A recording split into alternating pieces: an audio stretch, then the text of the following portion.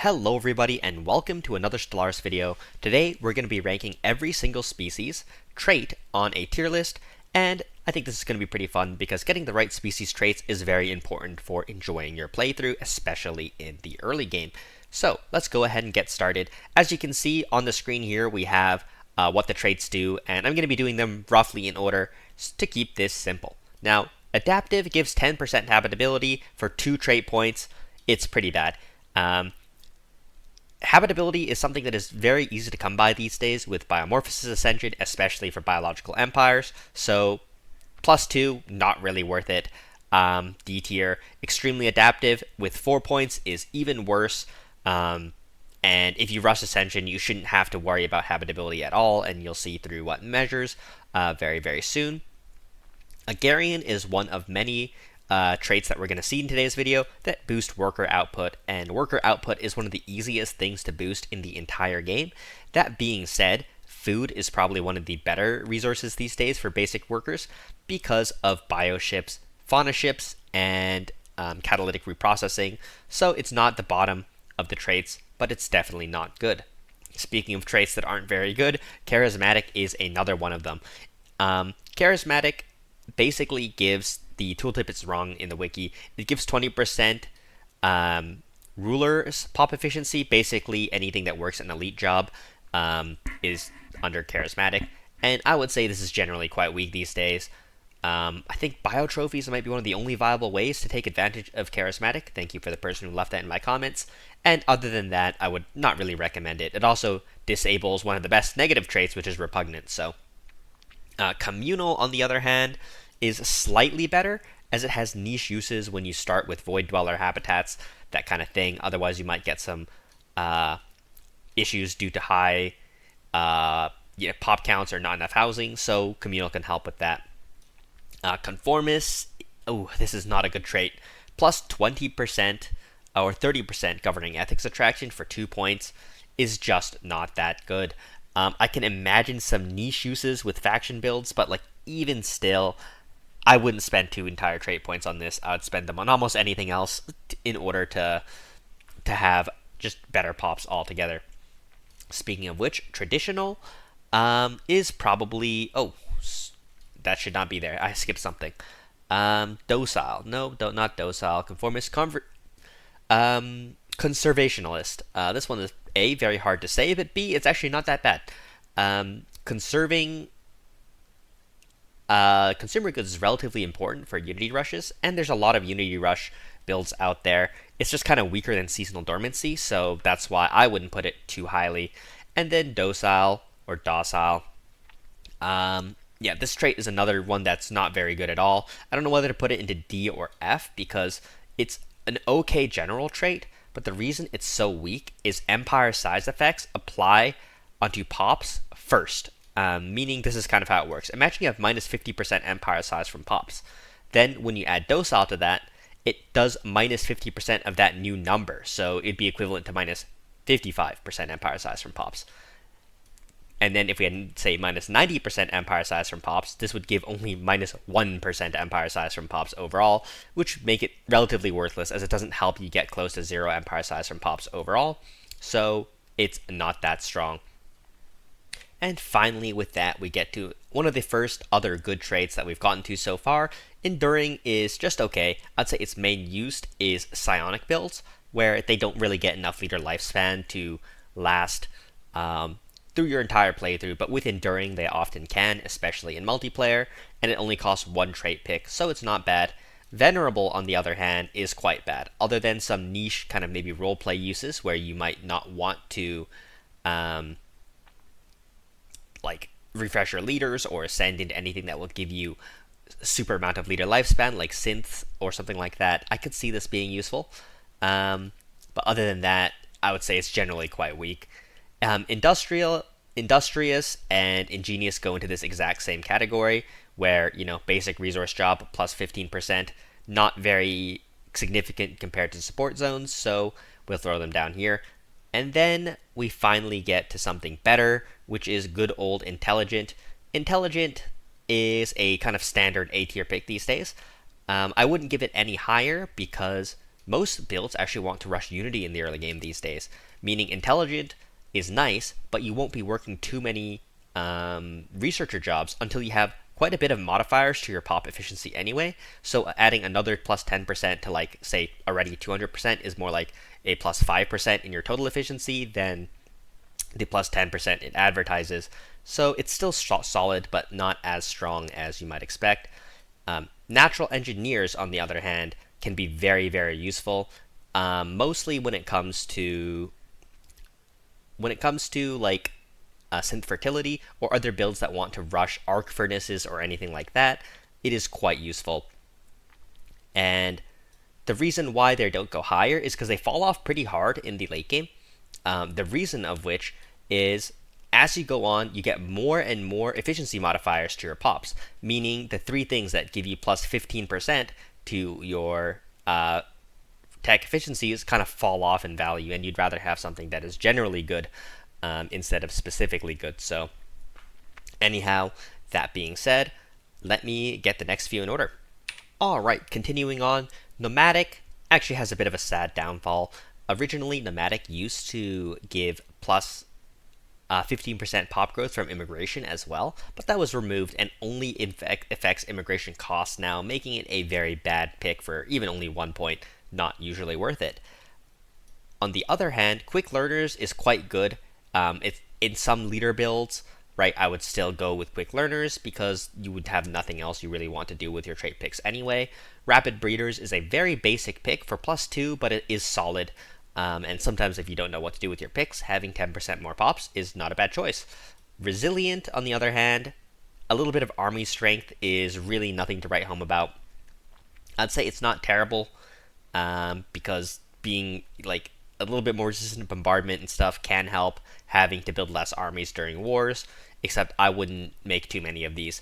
Maybe for like one specific pop template or something like that you want to build armies out of. Strong is also kind of just mid. It actually gives a decent amount of army power for one trait pick, so I'm not going to give it a terrible score. 20% army strength is not nothing, and 2% worker efficiency is basically like it's a placebo, but it's not nothing. Very strong, on the other hand.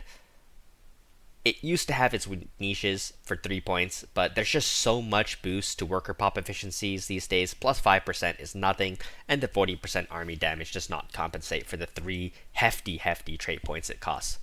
Thrifty, on the other hand, absolutely fantastic. This is one of the few things you want to put on most builds. Most builds want Thrifty for Unity rushing, and also because to help support your support zones, having extra value from trade is really nice. Almost all empires need to make some amount of trade these days, so there's no way I would ignore Thrifty if I didn't know what else to put on. So especially for trade builds, however, extremely important, and trade builds are pretty strong, I would say, overall. Traditional, for the same reason as Thrifty, it can help you in Unity rushes, and is very good with Knights of the Toxic God. Definitely goes into the S tier these days. And other builds that want to produce resources from temples, like Synthetic Creed, or like Fortune Enterprises. Traditional would be very, very helpful, or just any plain old Unity rush. Traditional is nice. So that definitely goes into the S tier there.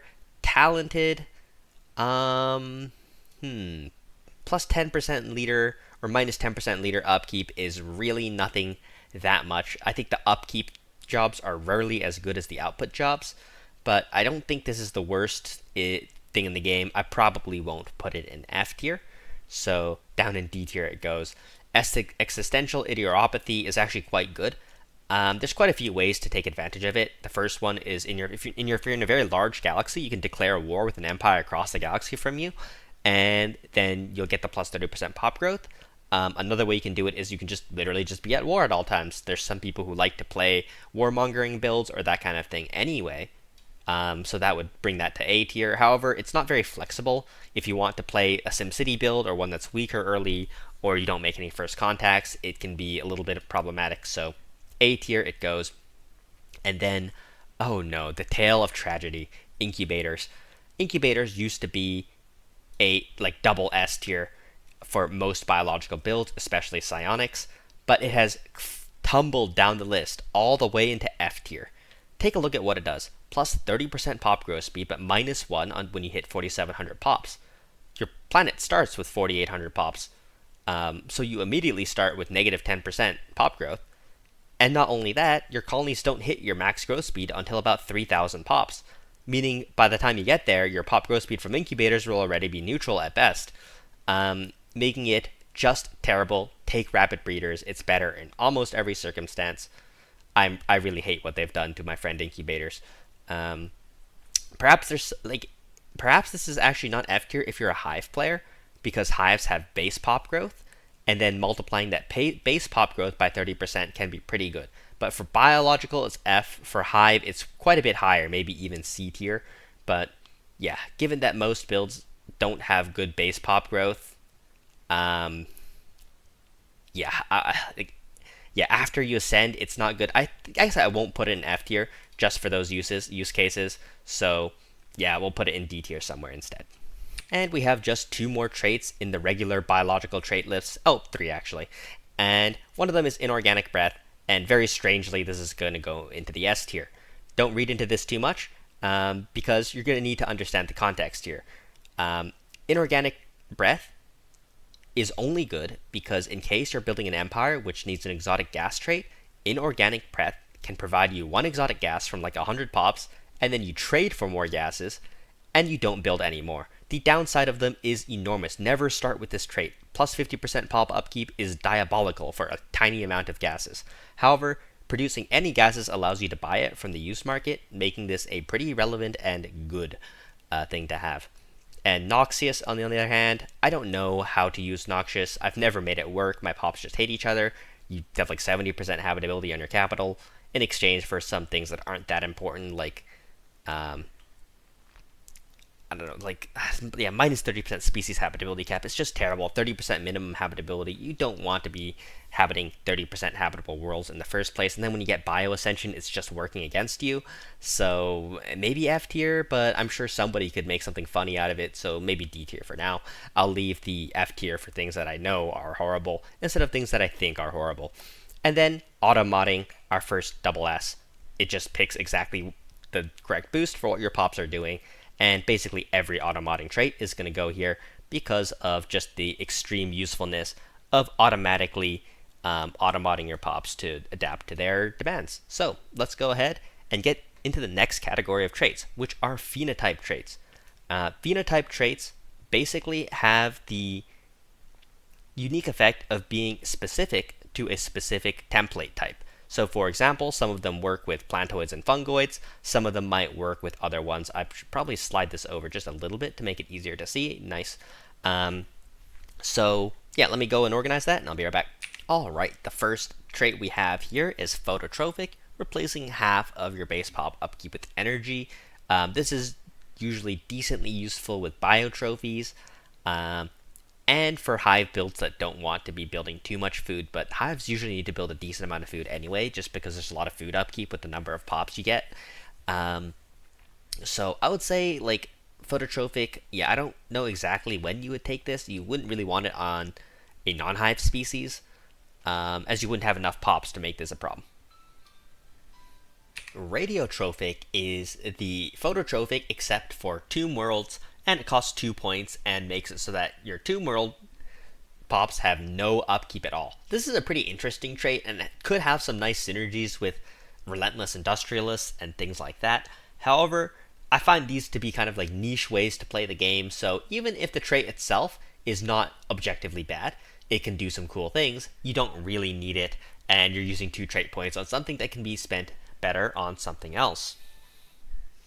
Oh my gosh, I'm still getting spam calls. Take care of yourself, guys. All right, invasive species is another great trait.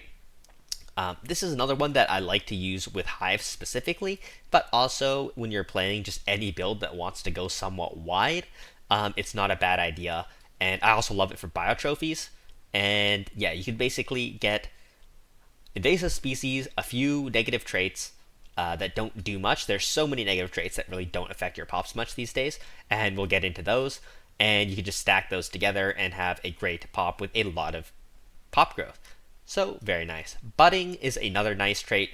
You know what? We can put this at the bottom of A tier, especially because of biotrophies, or other things that just want to go wide. Prepatent species for necrophage. It's a useful trait for builds that aren't the best, basically. Budding, on the other hand, is extremely useful. My favorite use for budding is just for when you play an ultra late game build, or it's just nice to stack with hive pop growth or biotrophy pop growth. Pretty decent. I rarely would have this on like a regular biological build. You simply don't need the pop growth with Bio Ascension these days, and it doesn't ramp up enough before you ascend anyway to be really worth taking too much. Crystallization is the lithoid version of budding, but it is much worse in the sense that lithoid pop growth is just so low in the first place. It can be a bit of a struggle to try to save that pop growth in the first place. It might not be worth it. If you take a lithoid pop, maybe pop growth should not be your first order of business. Scintillating skin is a way to make your pops produce rare resources. I would say these traits are kind of like inorganic breath, where they're only useful to either put on a few of your pops to produce the resource so that you can make it at all, or as a biotrophy or prepatent species or something you don't plan to have many of throughout your empire, and you just want to produce the resource so you can buy it and trade it and maybe make machine templates with it or put it on your driven assimilator, cyborg species kind of thing. So yeah, overall I would say these aren't great traits, especially since they're tied to lithoids, and lithoids aren't great, but there are some niche uses that make them not the worst traits out there. Familial, on the other hand, is not great. It was a trait I liked when it came out because having happiness and not having to worry about amenities at all was certainly nice, but at the cost of... is this still on the screen, by the way? No, it is not. Let me scroll down a little bit. But at the cost of... was it 3 trait points? No, it's only 2 trait points, so it's not as bad as I thought. Maybe I can boost it up a bit. I remembered it as 3 trait points. I don't know why. It's nice. It kind of just trivializes amenities. If you have amenities issues and you don't want to deal with happiness, throw on Familial. Your pops would be very happy, and don't worry about that. Also, in case you're wondering what species that these are tied to, you can just look at the sidebar here.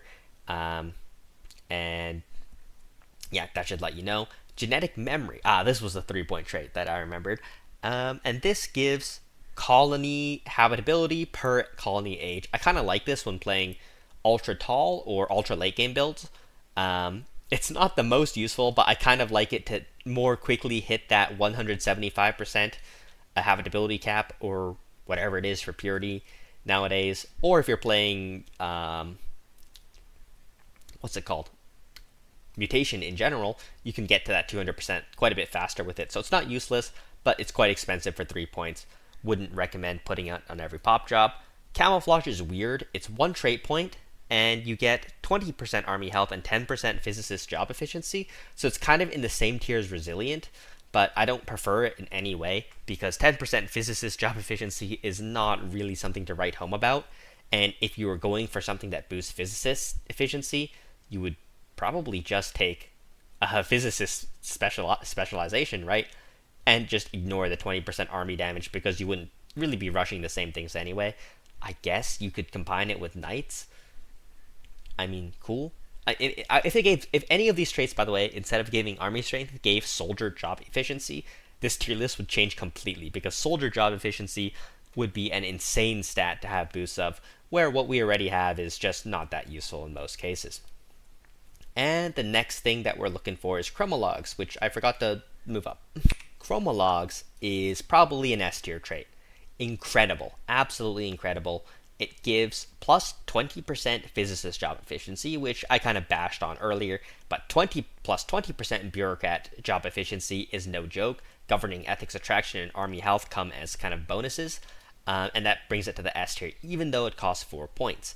I mean, traditional is in the S tier and it costs just 1 point, so getting twice as much bonus as traditional and stacking with traditional is extremely powerful, especially for either church builds or unity rushes. I love it. It's also great with knights. I almost always take chromologs with Knights of the Toxic God. Egg laying is a trait that I rarely ever take because I don't usually take lithoids or avian species, but it actually is a pretty good. Um, it's a pretty good thing. Plus 15% biological growth speed if there's a local food surplus. So basically, on your food planets, um, you can get this. But as you upgrade your things into archaeologies and stuff like that, Ecumenopoli, you don't really need this anymore. But at the beginning of the game, your capital has a food surplus, right? So that's going to be great. You could start building a food world or a food district on most of your colonies to get that that pop growth speed. It's actually not terrible. However, at 2 points, it's not amazing, and you would probably want to remove it later on in the game. So maybe top of C tier. I definitely don't think it's that bad, even though I rarely see it in any games that I play. All right, so I realized that I didn't have the trait points in. Sorry about that. I'll have a link to the wiki so you can take a look for yourself. And I also was reading them out loud, so hopefully you guys didn't miss too much. But spare organs is probably an S plus tier trait. Builds that use slave livestock are very niche, but quite powerful. And they're not something that I personally do very often, but I've seen them work, and they are definitely scary to go up against. So I'll put this in the S tier just because I'm not sure that it belongs in the SS tier, just because I don't use it much. But yeah, I've definitely seen some crazy things with the plus 50% livestock output. You also get a leader respawn, which is nice. 20% chance to replace offensive armies is nice, but those aren't amazing compared to the real kicker of the food. Now, a true SS tier with basically no debate is Seasonal Dormancy. This trait is so good in the early game, it is banned from most multiplayer lobbies. And in addition to that, it's just so amazing. You can play with civil education so easily with it. A 75% reduction to your citizens, your civilian upkeep is so ridiculous. You can run thousands of techs with civilians. In the early game, you start with like plus 30, 40 consumer goods. You move all your pops to civilians. You pump out tech, you pump out Unity for free, you have Utopian Abundance for free. It is too good. It does fall off pretty hard in the late game where you don't want to have that many civilians. Like at some point, you'll even want to switch from civilian education to just a regular tech planet, and then once you start stockpiling way too many pops again, you would go back to statecraft, state academies. So it's a bit of a hassle to use, but definitely extremely powerful. Flight, on the other hand, is probably more of a roleplay civic. I'm not sure if this would be that good if it was 1 point. Effective 1 command skill level is kind of more important than the negative 30% army damage taken, in my opinion. And the avian species don't stack very well with other army bonuses in general.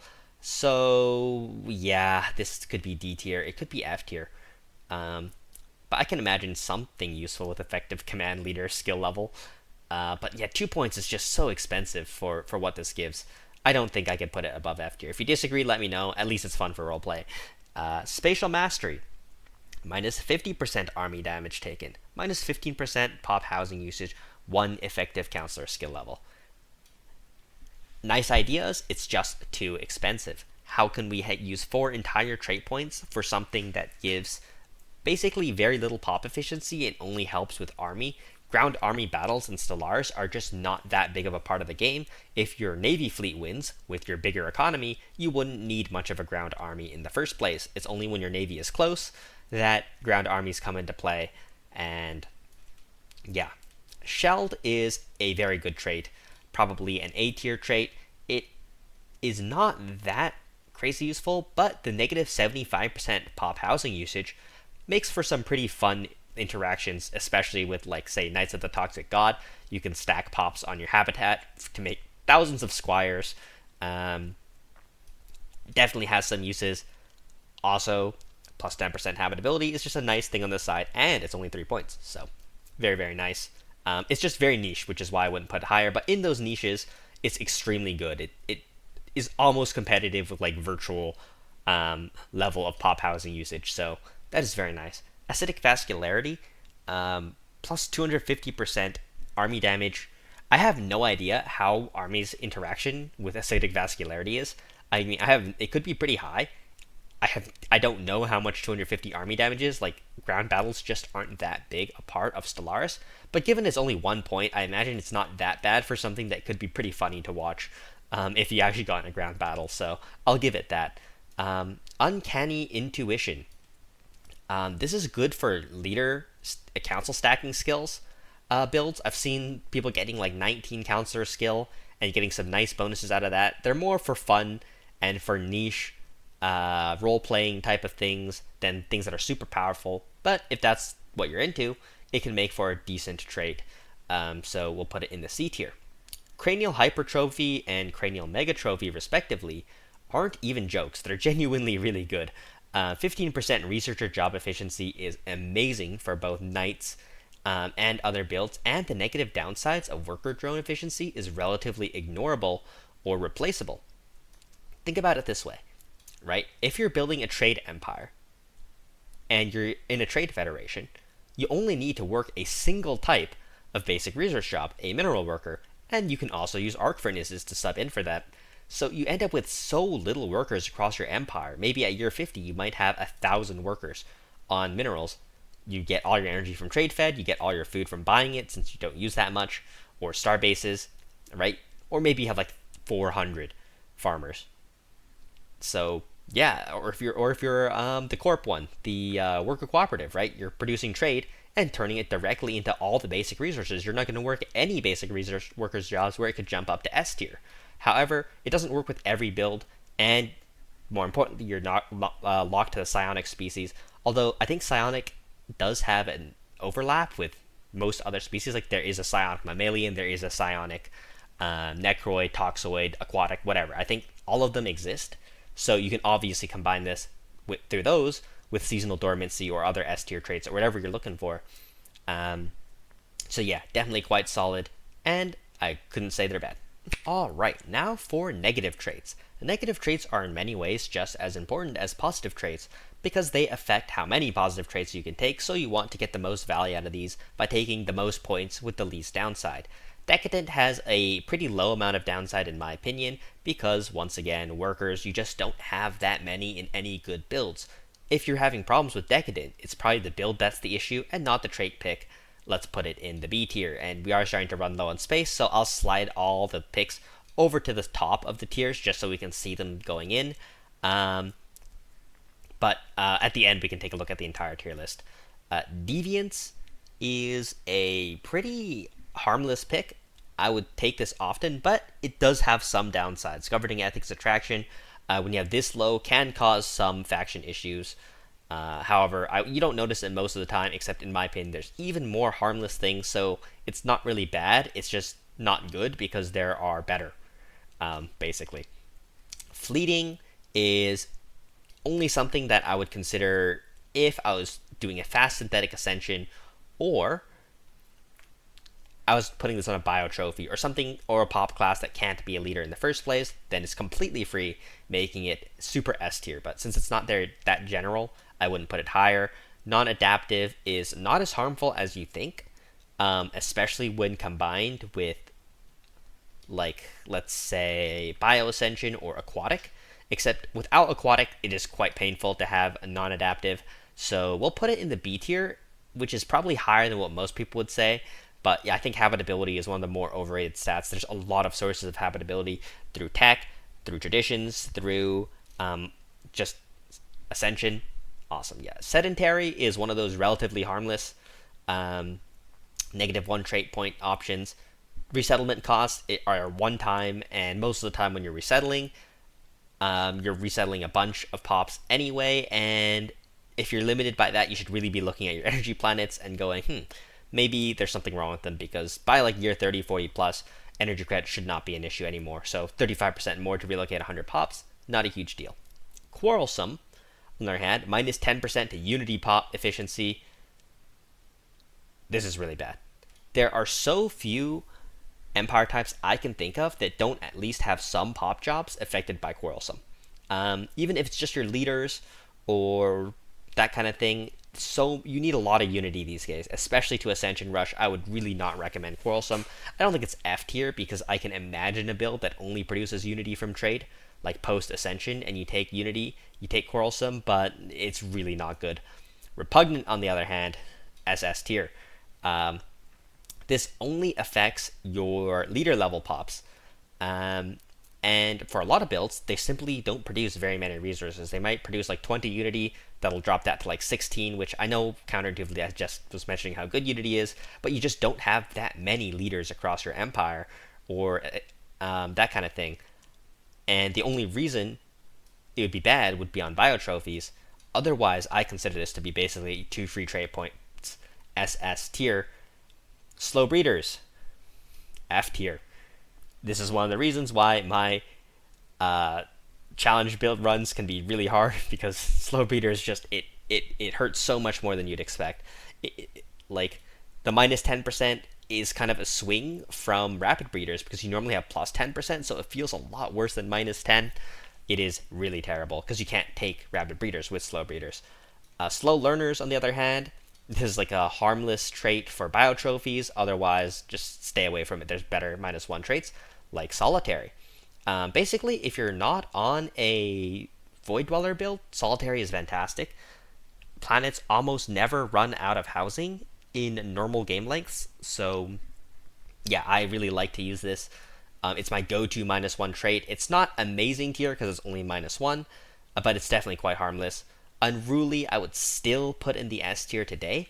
This kind of works the same way I was talking about with Docile, where it's applied after your initial empire size modifiers. So if you have minus 50% empire size from pops, then you have unruly plus 10 of that is only 5% increase. So you get 55 total percent empire size from pops. And this also works if you get to 0% empire size from pops, then you get 10% of 0. So that's nothing. So yeah, unruly can be completely harmless, where it would be an SS tier trait, but it is a trait that I would remove in the late game if I wasn't an empire that had too many empire size from pops reductions. So it drops to just the S tier, which is kind of crazy to think about. Alright, moving on from there. By the way, I can only organize one row of trait picks by the time. I don't know why. Weak is the next one. It's pretty harmless. Negative trait, once again. I just am a worker hater. I'm an army hater. What can you do? Jinxed, harmless if you're bio trophies, otherwise I would avoid. Physiological infertility, I actually really like this one, simply because I like SimCitying. However, in a real multiplayer game, it's quite a bit weaker, and I would never take it there. But when I play single player, I love this one. It almost is a free -2 if you want to play a pacifist playstyle as well. As by the time the crisis spawns, it's usually quite late into the game, and you don't have to worry about that too much anymore. Nascent Stage. This is an interesting one. I think it's broken or something right now. But if it's not broken, it's terrible. Pre-Sapiens for 5 years. I would not want to deal with that at all. I don't know if that's F tier because there might be something funny you can do with it. And I haven't messed around with it personally, so I can't give it the certified F tier until I try it out and confirm that it is as bad as it seems. Permeable. -20% on worlds with a non-standard climate preference. This is not that bad if you're trying to play tall. It's not bad if you want to be aquatic. Which, of course, it is for aquatic species in the first place. By the way, I just realized you guys can't see the trait points, and yeah, you can see why. They're all the way over there. Let me resize this. But yeah, -20% habitability isn't the biggest deal, but the main reason I don't like it is because when you go biomorphosis, you want to like colonize every single planet type you find anyway before you can terraform them. And this taking away 20% habitability, even though you have mutagenic habitability, is not great. Hollow bones, I don't even know if it works with mutagenic habitability, by the way, so yeah, that would need to be checked as well. Hollow bones, I actually like hollow bones. Once again, I'm a worker hater. I want to have as few workers as possible, and if I was ever playing an avian species, I would probably throw hollow bones on there. And even though I'd get like up to -20% on larger planets for worker pop efficiency, I don't mind. We're not going to have any workers, so might as well have that free -3, which is big. This might even be S. Hollow Bones could literally be S tier. I'm going to put it in S tier. I don't know if it's super S tier because it does have real downsides, especially in the super early game where you do have some workers left. But if I was like, if avian mammalian is a combination that exists, I could imagine this being SS tier with seasonal dormancy and builds that rely on tech from civilians. But I don't know if that's possible, to be honest, so we'll put this at the top of S tier for now. So yeah, I just realized I've been waving hollow bones around where you can't see, but yeah, that's my bad. I should be more careful of that. Yeah, this wiki is just taking up so much space for this particular set of traits. Rooted, another good set of traits. -3 is the big thing here, and pops don't automatically resettle, and they're very expensive to resettle. But -3 points is a lot, so you can definitely sneak this on a lot of fungoid and lithoid species, and just try to minimize the amount of relocation you do need. And once again, if you do need to do it, it's not that bad. Also, it's nice because you won't have unwanted immigration, which can sometimes happen and be annoying. Last but not least, we have Brittle and Haunting Visions. Brittle is a -3 trait that gives -0.5 pop amenities usage, or plus 0.5 pop 5.5 amenities usage, my apologies, and this is a great trait, in my opinion. Amenities are not generally a huge problem for most empires. However, there can be issues, so not the best. But if you're playing anything with, say, Utopian Abundance, then you wouldn't really worry about amenities too much. So yeah, we're going to put that in the A tier. I forget I need to put everything not sorted in the tiers so that you guys can see where they're going. My apologies. At least you can hear what we're doing. So yeah, if the wiki page is too big, would you like me to hide this? Would you like me to use the in-game page? But some of these traits can be hard to find in-game, at least in order, which makes it really hard to make a video like this because there's just so many traits at this point.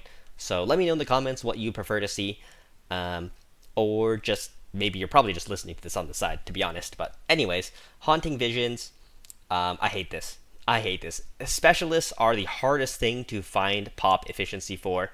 Reducing your specialist efficiency is terrible. And now on to the advanced genetic traits that you unlock through bio-ascensions. I think these are some of the best traits in the game, especially for biological pops. There are some modularity traits that are better than these still, but some of these are fantastic. Delicious and Felsic are absolutely insane if you're going for livestock builds.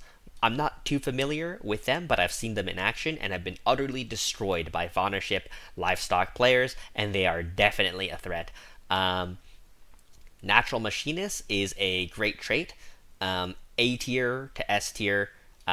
They're some of the most useful outputs in the entire game, being metallurgists and artisans, and it only costs 3 points, which is not crazy. I guess we can drop that to A tier because there's something that's gonna wipe the floor with all of these. Nerve Stapled, I don't like Nerve Stapled at all. It prevents your pops from being civilians, and 15% output for 4 points is really nothing great. But more importantly, the minus 15% empire size from pops, like everything I mentioned previously, Unruly is applied after your empire modifiers, so it's just not that great. I can imagine you can get some value out of it, though. It's not bad at all. That grown, it was nerfed. It used to be 1 point, now it's 2. It's still probably quite good. Plus 33 organic pop growth multiplier, but you cannot reproduce naturally. So I imagine with cloning builds, this could still be pretty good, but honestly, I prefer Erudite anyway, or not Erudite, Fertile. I think you generally get better pop growth. I imagine Vat Grown would outscale when you get a lot of neuroregeneration institutes, but I would have to see. But since it's just not generally as applicable as Fertile these days, and I believe Vat Grown has been at times previously it was banned because it didn't even stop your natural pop growth, and in that case, it would be extremely good, but if it does, it's just not as good as Fertile in my opinion, which doesn't have any of the limitations, meaning you need quite a bit less micro to take advantage of it, and I think that's an important thing to consider. So I believe this would probably go into the S tier for me. Once again, I should put it somewhere where everyone can see it. Erudite researcher output is one of the hardest to come by as well. So S tier for that.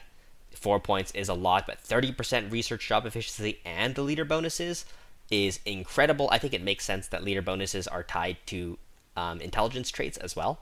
I think that thematically fits. Exotic metabolism, this is an SS tier trait. Absolutely nuts. 25% habitability. 25, can we see it? Oh yeah, is it even on the page anymore?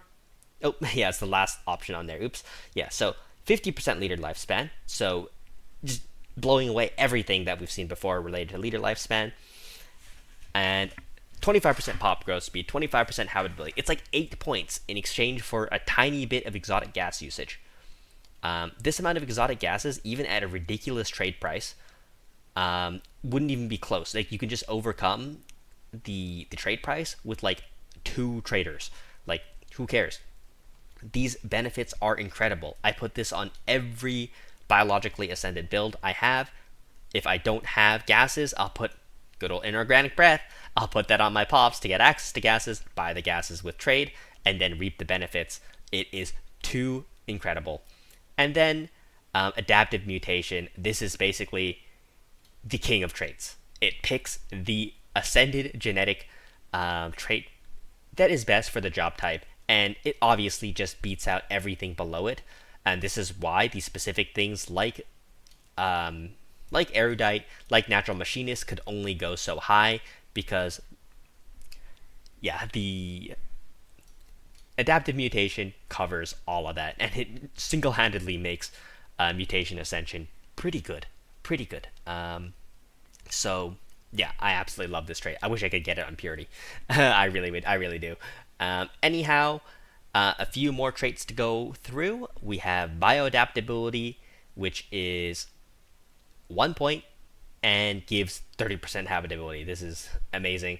Of course, it's locked behind, I believe, is mutation. Yeah, so just for that, they can't go SS tier. You can't play them every game, and in my opinion, it locks you behind the weakest overall genetic ascension. Although some people, I think, are discovering its merits and are probably putting it above cloning or something by now. I like purity the most currently. Maybe it could be mutation. I'm not 100% sure. So let me know what you think in the comments. These really do come down to opinions at this point. Limited regeneration, though. Yeah, this does not get the same love that bioadaptability does. Remember, the 30% habitability is really good because it feeds into mutation, which can have up to 200% habitability or 250. I don't remember the exact number. My apologies. Whereas this does almost nothing. Pop growth speed 5%, 5% leader lifespan. Yeah, even though it's only 1 point though, so it's not the worst thing in the world. But remember, you would have to be not purity to take this, so it loses some value. Social pheromones, I've decided to put it in the D tier. It just doesn't do anything that crazy. Like, minus 15% housing is nice. Plus 5% pop growth speed is nice. Minus 10% pop. These are all nice things to have, but it costs a whole trait pick. Remember, a trait pick and points both matter, so not the craziest thing in the world. Not going to give it the best score. Aquatic. Where is the aquatic? My apologies. Aquatic was right at the very top, and it's one of my favorites still to this day. Ocean worlds are the most common world type in the game because of the aquatic trait, and it also makes it fun to pick ocean worlds. So we're going to put this in the A tier. I don't think it can go S anymore, as mutagenic habitability is just so much mind-blowingly better than having aquatic in a lot of cases. It costs 2 points, by the way. I know it's cut off right now, but yeah.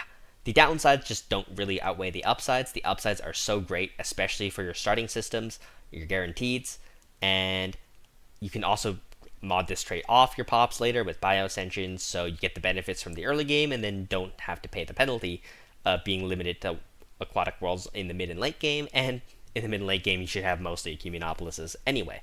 Also, it makes things like anglers work, S tier, civics, so yeah, anywhere from low S to A, take your pick. Honestly, I think S is correct. And after that, there's only a few more kind of straggling traits, so I'm going to put those together, and then that will be it for today's video. There are a lot more traits, but they're kind of cybernetic and synthetic traits, so we probably should put those together and then make a video on that. This video is already getting so long. I'm getting a headache talking, so If you would like to see cybernetics and synthetic traits ranked, please let me know. Some of them are really good, most of them are really bad. But yeah, let's cover the last few straggling biological traits. First, we're going to go through the clone traits. The clone traits are an amazing set of traits when you pick the clone army origin.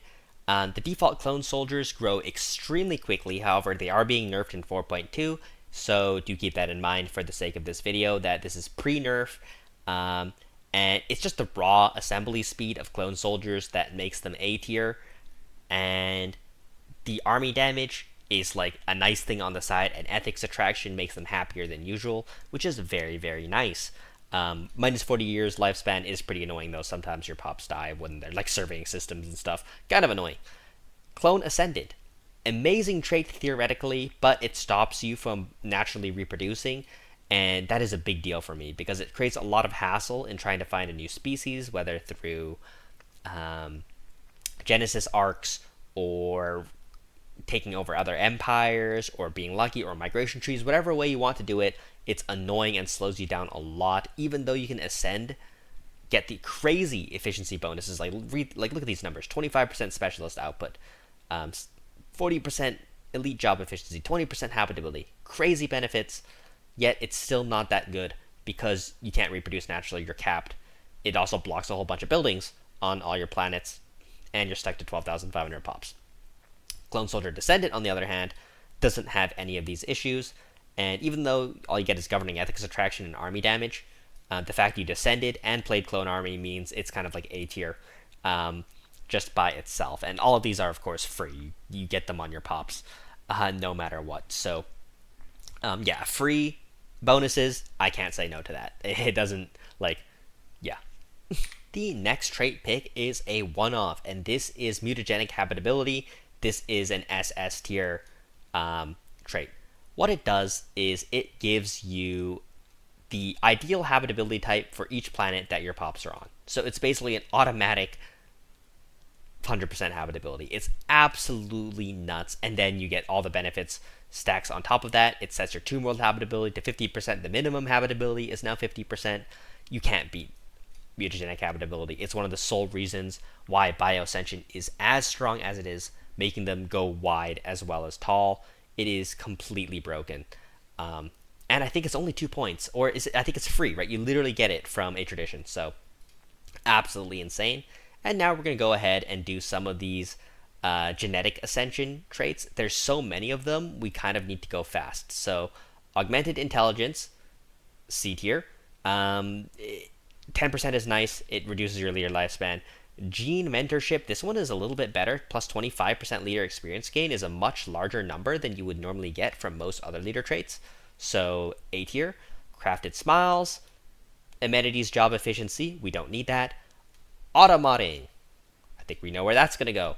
Basically every automodding trait is going to go into the S tier. Lowering micro is another reason why it's good. I love lowering micro. Commercial geniuses is probably one of the few trait picks that we're going to pick that boost a specific job type that we're not going to use the automodding trait for, as this is good in the early game for Unity rushes, right? Elevated synapses, like once again, it's good, but it's a lot of trait points. It lowers your lifespan. Wait, did I think augmented intelligence? No. This is the 3 pick, the 3.1, right? Or is it 1 point? I can't remember. Ah, yes, it's a 2-pointer. It's a 2-pointer. My bad. I had to scroll down a bit to see it. Where did I accidentally put it? Elevated synapse. Yeah, this is a good one, but 30 years leader lifespan is a lot. And anything that is good in the extreme early game for Overtuned is not that good because you'll be rushing Unity anyway. So, kind of like B tier. I wouldn't take it. Like, if you want the tech rush with Overtuned, just do a Unity rush first and then tech rush. And you could have any pop traits, and it'd be better while ascended. Mining ones, yeah, I think you know where these are gonna go, right? They're all good because the automodding will use them, but other than that, not great at all. Juiced power, you know how I feel about basic resources. Excessive endurance, it actually gives really nice bonuses, but it's just the crippling level of like leader lifespan that means your leaders just die right away. Low maintenance. minus 10% pop consumer goods. This is actually not bad. I can imagine using that as a negative trait, but not amazing, or not as a negative trait. What am I talking about? Are there any more overtuned traits? There's just so many overtuned traits. Spliced adaptability. Let me go sort these out first. Alright, let's get the rest of these overtuned traits done now. Pre-planned growth. This is actually a good one, because this is something I would take before ascending. All the good ones are things that are useful before ascension, because after ascension you just slap on automodding, right? So pre-planned growth is one of them. Absolutely amazing. Spliced adaptability. It can be okay before ascension, but you don't really need it. C tier. Technical talent, basic resources, you know how I feel about those. I don't think these are overtuned traits, they just look like them, so I must have dragged them to the top. Is this an overtuned trait? Expressive tradition, 10% bureaucrat job efficiency. Yes, it is. I don't usually go with temple rushes for overtuned. I think trait is just better. But if you happen to want to do that, it's not bad. Right? Anything that helps you build unity is something that is relatively nice. And I think that's all the overtuned traits. I might have missed a couple. I apologize if I did. There's just so many. Wasteful is a trait I also realized I forgot to put in. I don't really like it. Consumer goods are not easy to make in the early game. Alright, now on to the last category that I haven't ranked yet, which are the origin traits. These usually cost 0, but sometimes 1 or even -1 points. And basically what they do is you start with them, and I'm just going to rank how good they are. Serviles, I hate them. I just hate them. I can't find a use for them. I always lack specialists. They're probably not actually that bad. Probably somewhere in the D tier, but I hate them. So, yeah. Necrophage, I love necrophages, but they're not that good. The 50% growth penalty is really bad. But since Necrophage has the ability to purge other species into the main species, they're decent. Like, it's an okay trait. I would love to have it on a non-Necrophage origin. But unfortunately, you can't do that. Survivor, 70% Tomb World habitability. It's like, okay. It comes with a terrible origin. But you can live on Tomb World, so it's not the worst. It doesn't do anything bad. Perfected Genes, this comes with under one rule. And it's basically a harmful trait, in my opinion. I would love to have more leader XP, but you can't get it. But at least it's free, so yeah, and your under one rule leader won't die, I guess. So, nice. The last two traits I wanted to rank today, Cave Dweller. Cave Dwellers are getting buffed next patch, apparently, so do keep this in mind. They're currently probably bottom of C, top of D type of area. It's the minus 20% biological pop growth speed that is an absolute killer. It murders your pop efficiency, and like Void Dwellers or Cave Dwellers, they just really struggle to build up fast enough. So, yeah, I expect this to be a little bit better next patch when they get 10% more growth speed. Void Dwellers are nice. 15% job efficiency on habitats is actually quite strong. If only habitats were a better playstyle, it would be higher up. But yeah, like habitats don't really help regular bioempires ascend quicker in any meaningful way, so A tier is about the best I can do for them. They don't slow you down from ascending, so they're not bad either. It's just a free 15% habitability in habitats. You can't build like Humanopolises. It's like you gain some, you lose some. It's not bad. Anyhow, with that being said, there's like a lot of niche traits I could be ranking in the future. If you'd like to see them, the cybernetic traits, funny things like the habitability types that I haven't covered in today's episode. Some base traits that I have probably forgotten about across the place, like psionics. I see them there, right? That kind of thing. Please let me know. It is super hard to get around to getting every single pop trait because there's just simply so many. You'll easily forget, like, is it worth covering the event traits that are super hard to come across? Many people with hundreds of hours may have never seen them or never acknowledged them because you can't reliably recreate the situations. Let me know if you'd like to see a video like that. But yeah, thanks for today's video. I'm just going to rate Psionics too, because Psionics is actually a good trait. So there we go. Let's throw that into the tier list. I think we can also probably like zoom out a little bit to get like a final look at the tier list. Let's go ahead and turn off this wiki page now, and we can take a look at how I've rated everything. So at the top, I would say let's kind of put some organization in. Seasonal dormancy, it's up there. I think all the automodding traits go above it. Exotic metabolism, I think, is probably the best trait. Um, Overtuned automodding, amazing. Mutagenic habitability is probably better. Uh, Regular automodding, yeah, I think I'm pretty happy with the top tiers. The lower tiers aren't as organized, but I don't think it's as important for them to be. Uh, oh, latent Psionic, forgot to put that. That's also an A tier. They're just very nice bonuses to research efficiency. Um, Anyhow, with that being said, if you'd like me to rate the more niche traits in the future, please let me know. Um, but yeah, thanks for watching. I'll see you guys next time. Peace.